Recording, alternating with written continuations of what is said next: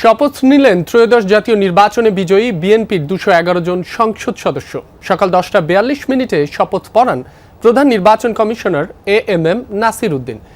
সংসদ ভবনের শপথ কক্ষে আয়োজিত শপথ অনুষ্ঠান শুরুর আগে কক্সবাজার 1 আসনে বিএনপির নির্বাচিত সংসদ সদস্য সালাউদ্দিন আহমদ বলেন, তারা কেউ সংবিধান সংস্কার পরিষদের সদস্য হিসেবে নির্বাচিত হননি। RFL gas stove hassle free auto ignition নিশ্চিত করে ঝামেলাহীন রান্না। আরএফএল গ্যাস স্টোভ নিরাপদ ও ঝামেলাহীন। তাই জাতীয় সংসদে সাংবিধানিকভাবে গৃহীত হলে এ বিষয়ে পদক্ষেপ নেওয়া হবে বলে জানান তিনি। দলীয় চেয়ারম্যানের পক্ষ থেকে এই সিদ্ধান্ত বলে জানান সালাউদ্দিন আহমদ। সদস্যবৃন্দ, আসসালামু আলাইকুম। আপনাদেরকে আন্তরিক অভিনন্দন। সংসদ সদস্য নির্বাচিত হইয়া শপথ বা দৃঢ়ভাবে ঘোষণা করিতেছি যে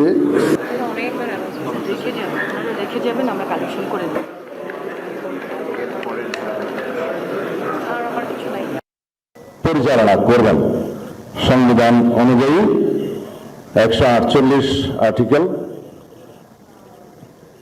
2A অনুসারে স্পিকার এবং ডেপুটি স্পিকার অথবা তাদের মনোনীত প্রতিনিধি কর্তৃক 3 দিনের মধ্যে যে শপথ করানোর বিধান রয়েছে সেটা পার হয়ে যাওয়ার পরে পরবর্তী 3 দিনের প্রথম দিনে সাংবিধানিকভাবে সিইসি প্রধান নির্বাচন কমিশনার এম্পাওয়ার্ড ক্ষমতাপ্রাপ্ত হয়ে তিনি আজকে শপথ পরিচালনা করবেন। বিধায় আমরা সদস্যদের শপথ পত্র বা ঘোষণাপত্র এই সাদাটাতে আমরা দস্তখত করব শপথ নেয়ার পরে। এখানে আপনাদেরকে বলা হয়েছে আমি ... জায়গায় নিজের নাম লিখবেন এবং এখানে সংসদ সদস্যদের আসন, জাতীয় নাম্বার এবং জেলার নাম্বার। সাপোজ আমার নাম্বার হচ্ছে 294 কক্সবাজার 1, সেটা লিখতে হবে। এখানে নিচে আছে নির্বাচনী এলাকার নম্বর, স্বাক্ষর এই জায়গায়।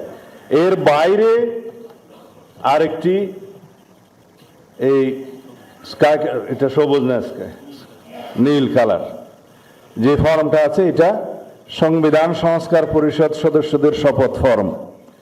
আমরা কেউ সংবিধান সংস্কার পরিষদের সদস্য হিসেবে নির্বাচিত হইনি এবং সংবিধানে এটা এখনো ধারণ করা হয়নি। গণভোটের রায় অনুযায়ী সংবিধান সংস্কার পরিষদ গঠিত হলে সেটা সংবিধানে আগে ধারণ করতে হবে এবং সংবিধান সংস্কার পরিষদের সদস্যকে কে শপথ নেওয়াবেন সেটা বিধান করতে হবে এবং কোন এরকম ফর্ম এটা সংবিধানে নেই। এই ফর্মটি 3য় তফসিলে আছে সাদাটা, এইরকম তখন একটা ফর্ম সংবিধানের 3য় তফসিলে আসবে।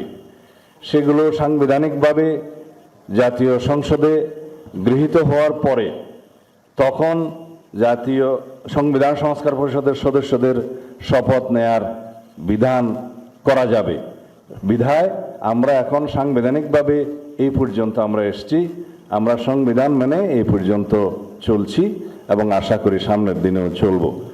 আমি মাননীয় চেয়ারম্যানের নির্দেশে ওনার উপস্থিতিতে আপনাদেরকে এই